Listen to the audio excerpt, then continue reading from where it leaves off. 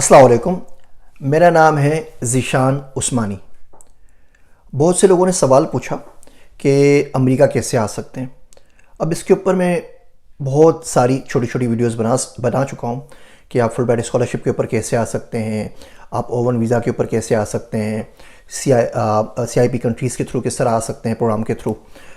लेकिन वो स्केटर्ड हो गई है, तो मैंने सोचा कि एक छोटी सी डिटेल वीडियो बना दूं जिसमें तमाम तरीके आपको चीदा बता दूं, जिसके ज़रिए कोई भी शख्स दुनिया के किसी भी मुल्क से, खुसूसन पाकिस्तान से, इंडिया से, बांग्लादेश से अमेरिका आ सकता है। और आज की ये वीडियो है, ये ख़ास है एक नए प्रोग्राम के लिए जिसका नाम है NIW, national interest waiver program. देखिए, सबसे पहले अमेरिका आने के बहुत सारे इलीगल तरीके हैं और ज़ाहिर बात है हम उन तरीक़ों के ऊपर बात नहीं करेंगे। उसके बाद अमेरिका में आने के बहुत सारे लीगल तरीके हैं। एक तरीका तो ये है कि आप यहाँ पे आके असाइलम डिक्लेयर कर दें कि जी मैं यहाँ पर आया हूँ, मेरे मुल्क में मुझे ख़तरा है, किसी भी वजह से रिलीजियस माइनॉरिटी हो, कोई और मसला हो, तो आप उसके लिए कर सकते हैं। लेकिन ये तरीका भी इतना अच्छा नहीं है। इस बात की कोई गारंटी नहीं होती कि असाइलम की आपकी एप्लीकेशन एक्सेप्ट होगी या नहीं होगी। अगर आपको मिल भी जाती है तो ज़िंदगी भर अपने मुल्क आप वापस नहीं आ सकते। फिर उसका प्रोसेस, उसका रहना, उसकी रहने की कंडीशन इतनी बुरी है कि बंदा तौबा ही करता है कि मैंने असाइलम के लिए अप्लाई किया क्यों था। उसको ज़्यादा पता है, वो कैंप्स में रहना पड़ता है, गवर्नमेंट जो फैसिलिटीज़ प्रोवाइड करती है उसके अंदर रहना पड़ता है और बहुत सारी चीज़ें होती हैं, तो उसको भी हम साइड पर पार्क कर देते हैं।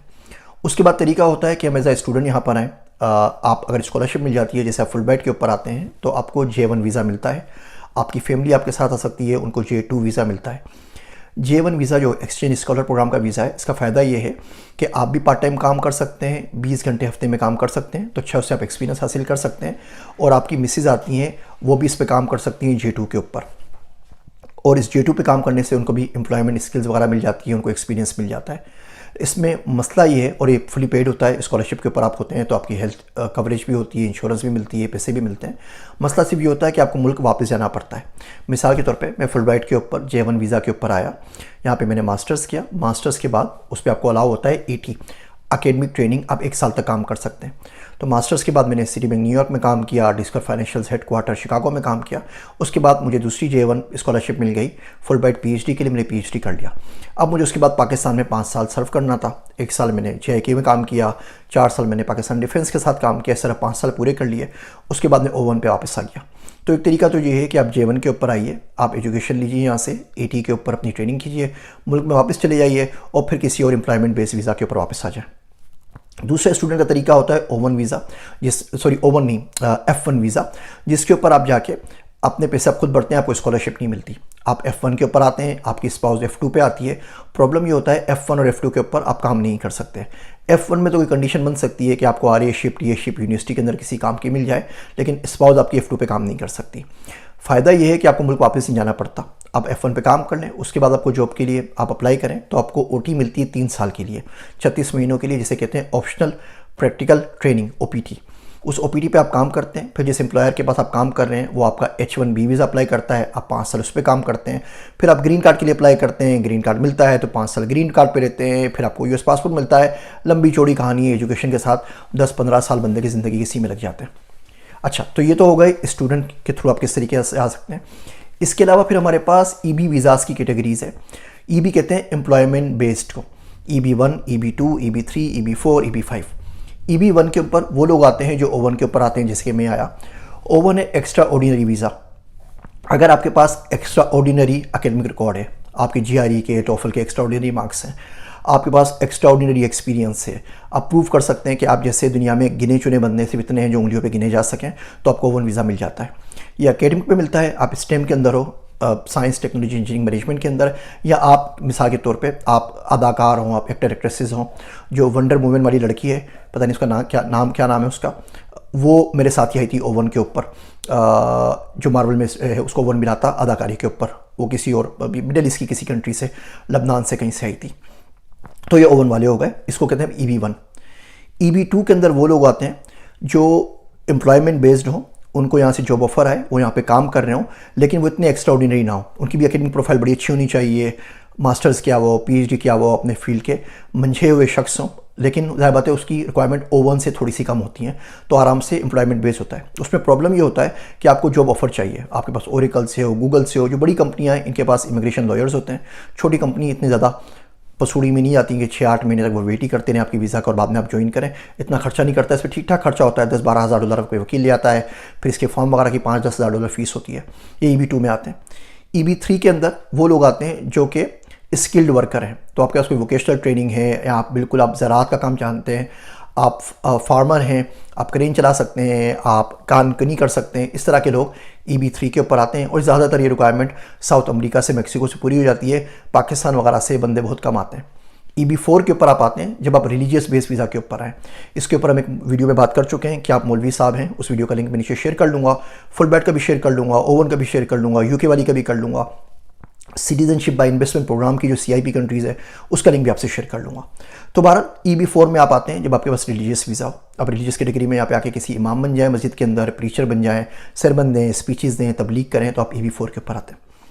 EB5 होता है इन्वेस्टर वीज़ा। उसके लिए आपके पास कम से कम नहीं तो $5 लाख होने चाहिए। आपको दिखाने हैं कि मैं आऊँगा यहाँ पे कंपनी खोलूँगा, वो कंपनी कम से कम 5-10 लोगों को एम्प्लॉयमेंट देगी। उसके बाद आप EB5 के ऊपर आ सकते हैं। अगर आपके पास पैसा है तो बिल्कुल मैं आपको सजेस्ट करता हूँ कि कोई ज़रूरत नहीं है कि आप डिफेंस में, क्लिफ्टन में, किसी बड़ी जगह के ऊपर, किसी बड़े सेक्टर में 10-10 करोड़ के प्लाट या घर खरीदें।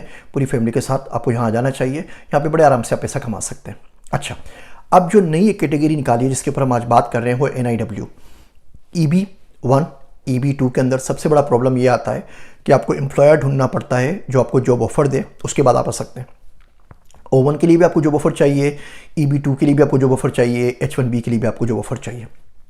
अभी एक नया प्रोग्राम निकला है जिसमें पाकिस्तान अभी रिसेंटली लिस्ट हुआ है, 72 घंटे भी नहीं गुजरे। उसको कहते हैं नेशनल इंटरेस्ट वेवर प्रोग्राम।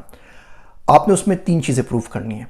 उसमें आपको कोई एम्प्लॉयर नहीं चाहिए, कोई जॉब ऑफर नहीं चाहिए, सेल्फ पिटिशन है, आप खुद जाके फॉर्म भर के पिटिशन कर सकते हैं। चाहे तो वकील से करवा लिए, उसको कागजात वगैरह भरने आते हैं, वो आपकी पिटिशन अच्छी भर देगा, कोई बेसिक जो गलतियाँ होंगी वो नहीं होंगी।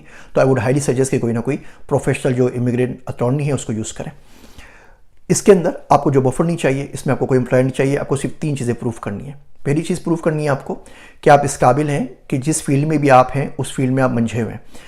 यहाँ तो आपके पास PhD हो, PhD नहीं तो मास्टर्स हो, मास्टर्स नहीं तो बैचलर्स हो, बैचलर्स के पास 5 साल का एक्सपीरियंस हो।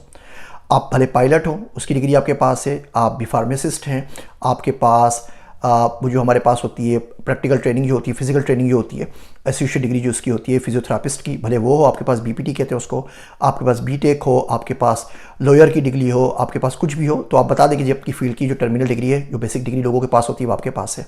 उसके बाद आपके पास 5 साल का एक्सपीरियंस हो, तो बैचलर्स भी अगर आपके पास है तो आप इस कैटेगरी में पूरे आते हैं। पहली कैटेगरी में कि आप अपनी फील्ड के माने हुए शख्स हैं, आप फील्ड में आप काम करना जानते हैं।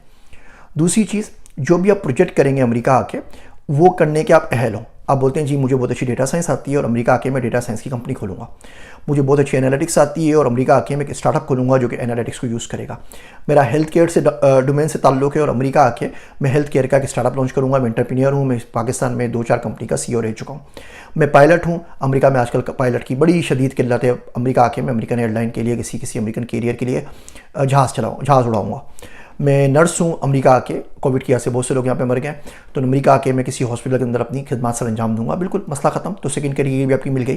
पहली, आपको आपकी फील्ड का काम आता हो। दूसरा, आप यहाँ पे आके जो काम करना चाहते हो उसके आप अहल हों और आसानी से कर सकते हो और वो आपका पास रिकॉर्ड और एक्सपीरियंस उसको शो करेगा। और तीसरी चीज़ ये कि वो अमेरिका के फ़ायदे के लिए हो। मिसाल के तौर पे आप पाइथन डेवलपर हैं, आप अगर आप पिटिशन करते हैं तो पिटिशन रिजेक्ट हो जाएगी। वो इसलिए कि अमेरिका में तो वैसे ही लाख बंदा घूम रहा है पाइथन पढ़ने के बावजूद जिसको जॉब नहीं मिल रही। अब आप एक बंदे को और लेकर आए तो आपको जॉब कहाँ से मिलेगी? तो they wanted to make sure कि आप यहाँ पर आके किसी अमेरिकन की जॉब नहीं खाएंगे। आप बोलें जी मेरे पास जॉब है, वो खुद क्रिएट होगी, बल्कि मैं नई अपॉर्चुनिटीज क्रिएट करूँगा, या मेरा जो स्किल सेट है वो अमेरिका में नहीं पाया जाता, अमेरिकन कंपनीज को ज़रूरत है, मेरे जैसा बंदा उसको मिल नहीं रहा, इसलिए मैं आना चाहता हूँ। तो बहरहाल अगर ये 3 क्राइटेरिया आप फुलफिल करते हैं तो बड़े आराम से EB2 के अंदर NIW में अप्लाई कर सकते हैं। इंडियंस के लिए अलाउ नहीं है, वो बहुत सारे इंडियंस ने अप्लाई कर दिया तो इंडिया उन्होंने बंद कर दिया है। चाइना अलाउ नहीं है, चाइना ने बहुत सारा किया, चाइना से यूएस की थोड़ी लड़ाई भी चल रही है, इसलिए चाइना बंद कर दिया है। और मोस्ट प्रोबेबली मेरे ख्याल से रशियन भी शायद ना कर सकें। लेकिन बहरहाल पाकिस्तानियों के लिए बिल्कुल खुला है, कोई ज़्यादा एप्लीकेशन बैकलॉग भी नहीं है, बहुत तेज़ी से प्रोसेस होता है। अगर ये आपको मिल गया तो तकरीबन 12 हफ्तों से 3-4 महीने के अंदर अंदर आपका ग्रीन कार्ड आपके पास आ जाएगा। और जब आपके पास ग्रीन कार्ड मिल जाए तो पूरी फैमिली को अपने ला सकते हैं, 18 साल से कम उम्र बच्चों को भी ला सकते हैं, बेगम को भी ला सकते हैं। जब यहाँ पहुँच जाएंगे उसके बाद आगे जाके माँ बाप को भी स्पॉन्सर कर सकते हैं। ये बहुत अच्छा वीज़ा प्रोग्राम है, बिल्कुल नया निकला है, आप ज़रूर इससे फ़ायदा उठाइए। मज़ीद कोई चीज़ इसके बारे में पूछनी हो तो आप मुझसे कमेंट में पूछ सकते हैं। मुझे 2 मरतबा J1 मिला, 2 मरतबा ओवन मिला, फिर ग्रीन कार्ड मिला, फिर बहुत से दोस्तों को मैंने ओवन में गाइड किया, 25-26 को जिनको ओवन मिल चुका है। NIW में बहुत सौ को गाइड किया जो भी प्रोसेस के अंदर है, बिकॉज अभी लॉन्च हुआ है जल्दी, तो अभी तो उनके रिजल्ट नहीं आए, तो लेकिन इसका एक्सपीरियंस मुझे है। तो अगर आपको कोई सवाल है तो आप नीचे कमेंट्स में मुझसे पूछ सकते हैं, वीडियो को शेयर कर सकते हैं और मुझसे ईमेल पर रब्ता करने किसी भी रब्ता करें, लेकिन इस पर ज़रूर अप्लाई कीजिए। अगर आप जो भी काम कर रहे हैं उसमें अगर अपने आप को आप समझते हैं कि आप मंझे में हैं, आप अच्छा काम कर रहे हैं, तो इस अपॉर्चुनिटी ज़ाया ना करें। आपको नहीं आना अमेरिका, पाकिस्तान में बैठ के काम करते रहिएगा, ग्रीन कार्ड ले लीजिए, अकाउंट खुलवा लीजिए, पेपल का अकाउंट बन जाएगा, कंपनी रजिस्टर्ड हो जाएगी, बहुत सारे काम हो जाएंगे, जिससे आपके लिए आगे तरक्की के, आगे बढ़ने के बहुत सारे रास्ते खुल जाएंगे। जहाँ आप अपना फ़ायदा करेंगे, ज़र मुबादला में भेज के मुल्क का फ़ायदा करेंगे पाकिस्तान का, और अमेरिका का भी फ़ायदा होगा। तो उम्मीद है इस प्रोग्राम को आप ज़रूर चेकआउट करेंगे। मैं इसकी जो ऑफिशियल लिंक्स हैं यहाँ पे दे रहा हूँ। मेरी बातें सुनने का शुक्रिया। मैं हूँ आप सबका ज़ीशान उस्मानी।